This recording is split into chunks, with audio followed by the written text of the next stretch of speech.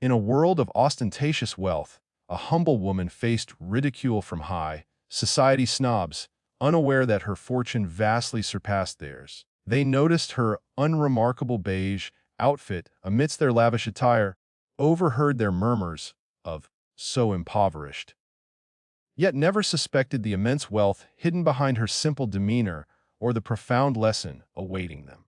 The opulent chandeliers of the Hawthorne Ballroom bathed Boston's elite charity gala in a warm, golden hue. Women draped in couture gowns and sparkling jewels glided across polished marble floors, while men in bespoke tuxedos traded business cards under the guise of casual conversation. Catherine Winters adjusted her sapphire necklace, its gems perfectly complementing her sophisticated gown. Beside her, Eleanor Madison smoothed her sleek black dress, and Patricia Reynolds glowed in her navy ensemble accented with silver. Boston's social aristocracy stood before them in all their glory. The new hospital wing had better honor someone truly significant this time, Catherine remarked, scanning the room with a critical eye. Last year's donors were barely notable. As the women murmured their agreement, a stranger entered the ballroom. Emma Sullivan appeared in a plain beige dress, understated and devoid of embellishment, starkly contrasting the haute couture around her. No bold jewelry, no designer handbag. Her auburn hair was neatly arranged, her makeup subtle. "Who let her in?"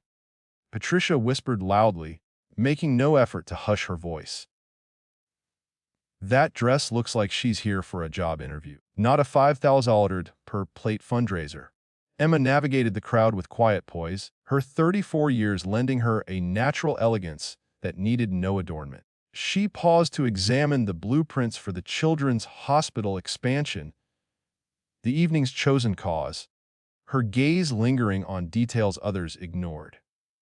Unbeknownst to the socialites, Emma had spent her morning visiting the hospital's pediatric ward, learning the names of young patients, and assuring a girl with leukemia that the new wing would feature windows overlooking a garden filled with butterflies come spring. A promise she was determined to fulfill. "I don't believe we've been introduced," said a refined voice beside Emma. Catherine Winters extended a hand, her diamond bracelet glimmering in the light. Catherine Winters, Hospital Board Fundraising Chair. Emma turned, offering a warm smile. "Emma Sullivan, a pleasure to meet you." Catherine's smile remained stiff as she scrutinized Emma's attire, searching for a designer label and finding none. "What brings you to our exclusive event tonight? Are you part of the medical team?" "No," Emma answered plainly. "I'm simply dedicated to children's health care." Eleanor and Patricia edged closer, circling like sharks in elegant attire. "Whoa, rarely see unfamiliar faces at these gatherings," Eleanor noted, her champagne glass delicately balanced in manicured hands. "The Hawthorne Gala is typically quite selective," Emma nodded.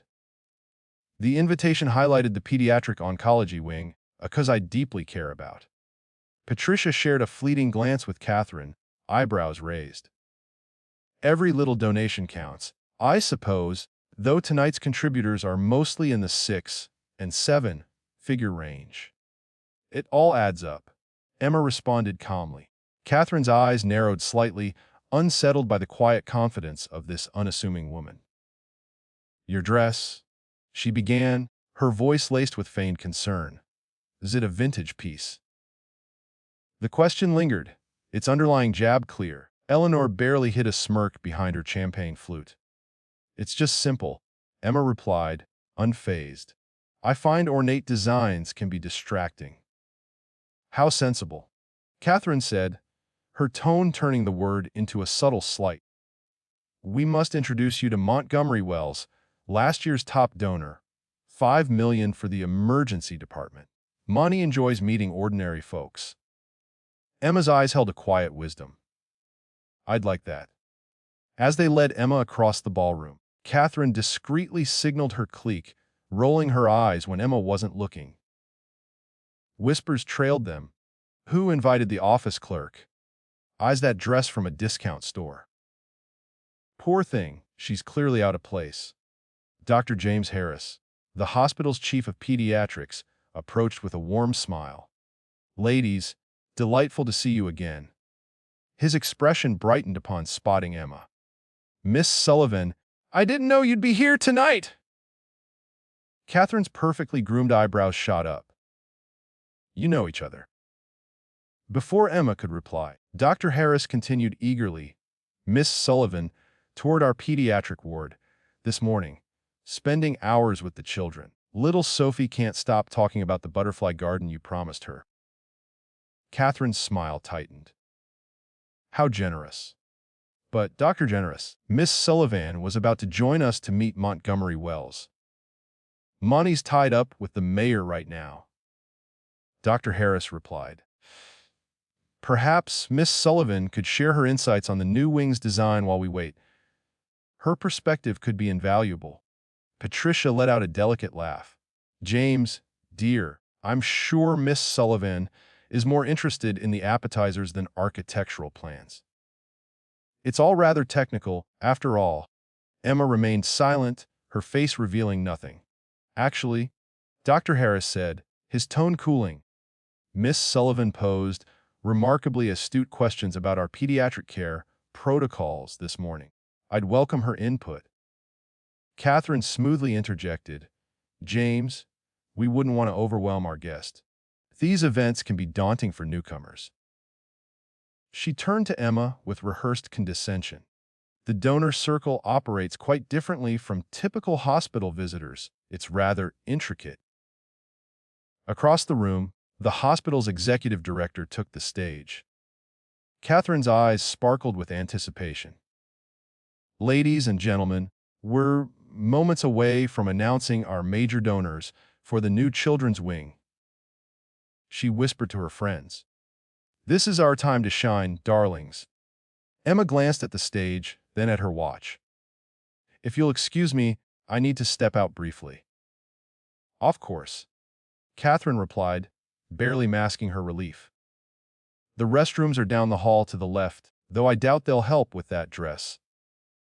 As Emma walked away, Patricia leaned in. My goodness, Catherine, where did they find her? She looks like she stumbled in from a job fair. Probably invited for some everyday hero publicity stunt.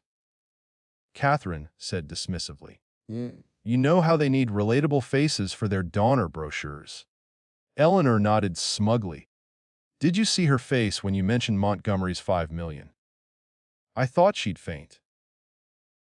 The women chuckled, their crystal glasses clinking like chimes as they toasted their shared superiority, oblivious to the seismic shift about to disrupt their carefully curated social order. Dar, if you're captivated by this tale of appearances versus reality, hit that subscribe button now. Let's continue to see what unfolds when Emma's true identity is revealed. Emma re-entered the ballroom just as Richard Thornton, the hospital's executive director, tapped the microphone. The crowd hushed, jewels sparkling under the chandeliers as Boston's elite focused on the stage. Ladies and gentlemen, tonight is a landmark moment for Boston Children's Hospital. Thornton began, his voice rich with practiced authority. The new pediatric oncology wing will transform care for our youngest cancer patients. Catherine and her circle positioned them near the front, champagne glasses refilled, expressions expectant. This was their moment, where contributions were celebrated, names etched in history, and social hierarchies reaffirmed. Emma stood quietly at the back, observing. Before we reveal our donor wall, Thornton continued, I must share something remarkable. For the first time in our hospital's 150-year legacy, we've received an anonymous donation that has left our board in awe. Murmurs spread through the crowd. Anonymous gifts weren't rare, but Thornton's tone hinted at something extraordinary. Catherine frowned slightly. Anonymous donors didn't fit her social calculus, offering no names to rank or leverage. This individual donated $25 million specifically for our pediatric oncology wing, Thornton announced, with one condition. that the new garden terrace be named Sophie's Butterfly Heaven, after a young patient. Dr. Harris's eyes widened, his gaze darting to Emma. While we typically honor anonymous donor privacy, Thornton continued, this benefactor has allowed us to acknowledge them tonight, as they are here among us. Catherine's group stiffened, each woman mentally assessing whether her family could have made such a gift in secret. Our remarkable benefactor knows the pain of childhood illness firsthand. Thornton explained. 2 decades ago, she was a patient here, battling a disease no child should endure. Today, she fights for others. The director's gaze swept the room. Miss Sullivan, please join me on stage. The room fell silent, then buzzed with confused whispers. Catherine's champagne glass froze mid-sip, her face caught between shock and disbelief. There must be another Sullivan, Patricia whispered desperately. But Emma was already moving, her simple beige dress parting the sea of designer gowns with quiet grace. The crowd watched, stunned, as she climbed the stage steps with understated dignity. Ladies and gentlemen, Thornton declared, his voice rising above the murmurs. It is my privilege to present Miss Emma Sullivan, founder of the Sullivan Foundation for Children's Medical Research and our primary benefactor for the new oncology wing. Catherine's glass nearly slipped from her hand. Eleanor's mouth dropped open in shock. Patricia clutched her pearls as if seeking stability. Ms. Sullivan's foundation has driven pioneering pediatric cancer research nationwide. Thornton continued, and her personal $25 million gift is the largest single donation in our hospital's history. Emma stepped to the microphone, her plain dress now seeming a purposeful choice, a reflection of values that made Catherine's couture feel suddenly garish. Thank you, Director Thornton, Emma began, her voice gentle but steady. At 12, I spent 9 months in this hospital fighting leukemia. The staff here didn't just save my life. They taught me the true meaning of compassion. The room hung on her words, social ranks forgotten as they glimpsed the depth behind her unassuming facade. Today, I'm privileged to give back. Emma continued. The Sullivan Foundation exists to ensure every child, regardless of their family's means, receives the care that saved me. Harris beamed with pride. Catherine and her friends paled, their earlier mockery replaying with crushing clarity. Sophie's Butterfly Haven will be a sanctuary of healing and hope. Emma said, her eyes alight with purpose. Because the smallest beings, be they butterflies or children, teach us the deepest lessons about resilience and transformation. As Emma stepped back, the ballroom erupted in applause. Thornton invited donors to view the new wing's architectural plans, and the crowd surged forward, many casting curious glances at the unassuming woman now revealed as Boston's greatest philanthropist. Catherine stood rooted, her world tilting. The woman she'd mocked and patronized wasn't just wealthy. She was a titan in philanthropy, with resources that dwarfed the winter's fortune. And Catherine had asked if her dress was vintage. As the crowd moved toward the display, Emma became the center of attention. Board members who had ignored her now vied for her notice. Donors who had whispered behind her back now offered forced smiles. Through the throng, Emma caught sight of Catherine and her friends in heated discussion, their glances mixing mortification with calculation, the latter troubling her more. Dr. Harris appeared beside Emma, his eyes crinkling. I wanted to see their faces when they realized. He admitted softly. Is that awful? Emma's lips curved slightly. I didn't do this for the reveal, James, though it does make a point. 25 million points. He chuckled, then grew serious. Sophie hasn't stopped talking about her butterflies. You've given her hope, something to look forward to. Emma's expression softened at the mention of the young patient. Some promises mean more than others. Their conversation paused as Catherine approached, her heels clicking purposefully. Eleanor and Patricia flanked her, their faces fixed in practiced smiles that didn't reach their eyes. "Miss Sullivan," Catherine began, her voice syrupy. "What an extraordinary surprise. Had we known about your foundation's vital work, you didn't need to know." Emma cut in gently. "That's the point, isn't it?" Catherine faltered, her polished demeanor cracking. There seems to have been a misunderstanding." "No misunderstanding," Emma replied, kind but firm.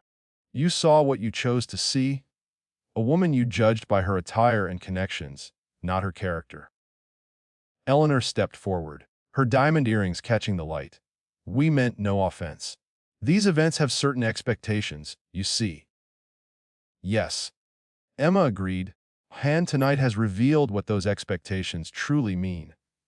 Patricia, uneasy with the candid exchange, tried to shift gears. "Your foundation sounds remarkable, Emma. May I call you Emma? Perhaps we could discuss your role in our annual fundraising luncheon. The exposure could be mutually beneficial." "Beneficial to whom?" Emma asked softly, the question's weight unmistakable. Thornton approached, breaking the tension. "Miss Sullivan, the mayor wishes to personally thank you for your remarkable contribution." Emma nodded graciously. "Of course." As she turned to follow, she paused, looking back at the trio.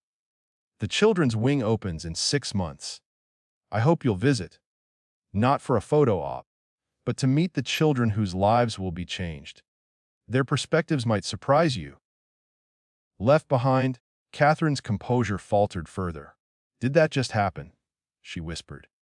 25 million. Eleanor murmured, the figure a silent rebuke. "And we treated her like she wandered in off the street," Patricia said, her gaze following Emma's retreating figure. "Who is she beyond the foundation?" Catherine pulled out her phone, her fingers unsteady as she searched. Her eyes widened at the results. "The Sullivan technology fortune," she breathed. Her parents were Robert and Margaret Sullivan, the medical imaging pioneers. They died in a plane crash a decade ago. She inherited it all. "How much is it all?" Eleanor pressed. Catherine looked at Emma, now standing with the mayor and board, her beige dress the most powerful statement in the room. Not for its design, but for the woman within it, who could outshine them all, yet chose compassion over display. The evening's true beneficiaries weren't in the ballroom, but in hospital beds across the city, their futures brighter, because someone who could have lived for herself chose to live for others. As the night continued, Emma stood alone, studying the rendering of Sophie's butterfly haven. The garden's design included accommodations for hospital beds and wheelchairs, ensuring even the sickest children could feel nature's healing touch. "It's stunning," came Catherine's voice, now free of its earlier arrogance. Emma turned. "It will be." Catherine hesitated, then spoke with rare sincerity. "Why didn't you say something when I was so cruel?" "Would it have mattered?" Emma asked. "Should it?" Catherine fell silent, grappling with questions that had never pierced her insulated world. "A person's worth isn't measured by wealth or status," Emma said gently. "The children I met this morning don't care about designer labels or social ties. They value kindness, being seen for who they are, not what they own." "I've never thought of it that way," Catherine admitted, her honesty surprising even herself.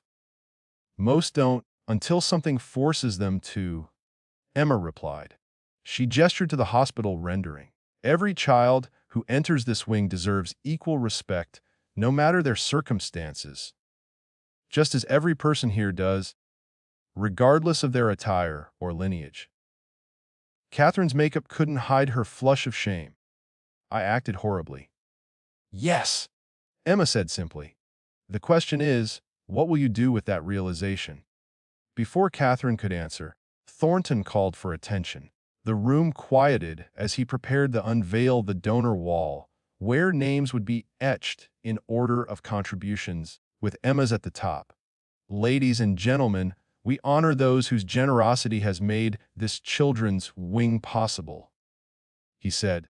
These names reflect not just financial gifts, but investments in our community's future. As the velvet curtain fell away, gasps rippled through the crowd. Where Emma Sullivan's name should have stood was a simple inscription: dollars in honor of Sophie and all children fighting battles beyond their years. Your courage inspires our commitment. Thornton looked at Emma, who nodded slightly. Miss Sullivan requested her contribution remain anonymous on our permanent display, he explained, his voice heavy with emotion. She believes the focus should stay on the children we serve. The room fell silent as her choice sank in. Emma had rejected the recognition this crowd craved, her 25.5 million gift attributed not to her name, but to the children. It was the ultimate rebuke to the hierarchy that had led Catherine's group to dismiss her. Catherine turned to Emma, tears glistening. "You've shown me something tonight I desperately needed to see," she whispered. "Thank you." Emma's smile was warm. "We'll all need reminders that our worth lies not in what we have, but in what we give." As the crowd resumed talking, Emma quietly headed for the exit, her purpose fulfilled.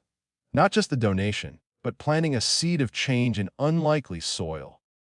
6 months later, sunlight streamed through the windows of Sophie's butterfly haven as Emma guided a wheelchair-bound girl toward a monarch butterfly on a purple coneflower. "Look how its wings move," Emma said, pointing. "They're drying in the sun, building strength to fly." Sophie's delicate fingers reached out, not quite touching. "Just like me," she whispered. "I'm getting stronger too." Emma gently squeezed the 8-year-old's shoulder. "Exactly like you." The garden surpassed even Emma's dreams. A haven where healing went beyond medicine. Vibrant plants, chosen to attract butterflies, burst with color against lush greenery, with accessible paths ensuring every child could experience its magic. "Miss Sullivan," a nurse called from the doorway, "the dedication ceremony starts in 10 minutes. Emma nodded. "Ready for your big moment, butterfly girl." Sophie grinned, her missing front teeth adding charm. "Born ready," she said, echoing her doctor's pre-treatment phrase. As Emma wheeled Sophie toward the new wing's atrium, she felt a deep fulfillment, not from the state of the art facility, but from the lives it would touch. The atrium hummed with activity. Hospital staff, patients, families, media, and donors gathered for the opening. Emma spotted Dr. Harris with the board near the podium and, organizing a children's choir from the oncology ward, Catherine Winters. Catherine caught Emma's eye, her smile genuine as she approached. "Sophie, our star singer, is here," she said, kneeling to the child's level with ease.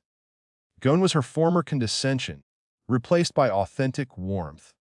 Over the past 6 months, Catherine had transformed remarkably, moving from shame to reflection to action. She'd left 3 social committees to focus on the hospital's patient support programs, working with families facing childhood illness.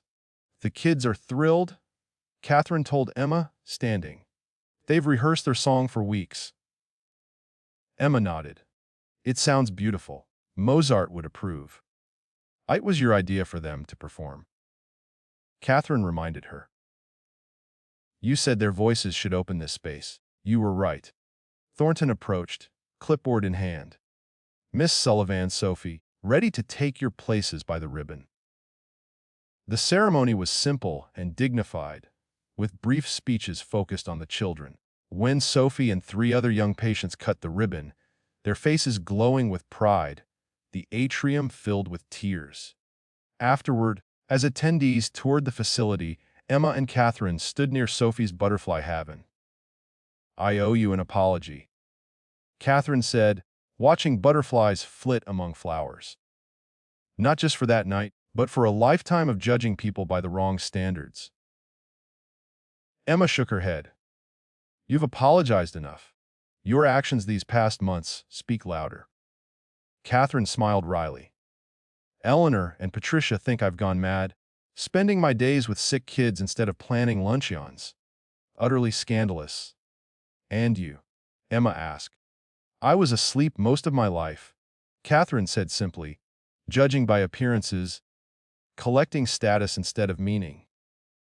She gestured to the children in the garden. They've taught me more about life than decades in high society. Emma nodded. They cut through to what matters. My husband doesn't get it, Catherine admitted. He's supportive but baffled. Yesterday, he asked when I'd rejoin the country club committee. What did you say? That I'm too busy with the hospital's sibling support program. Catherine laughed. His face was priceless. Their talk paused as Sophie wheeled over to a butterfly at a feeding station. What she doesn't know, Catherine said softly, is that her mother works 2 jobs to cover treatments insurance won't. I've started a foundation to help families like hers. It's official as of yesterday. Emma's eyebrows rose. Catherine, that's incredible. It's a start, Catherine replied. You showed me wealth comes with responsibility, not just privilege. I can't give 25 million, but I can make a difference my way. Emma smiled. That's all anyone can do. Watching Sophie coax a butterfly onto her finger, her face radiant, Catherine spoke thoughtfully. That night at the gala wasn't about the money, was it? Your point, I mean. No, Emma said.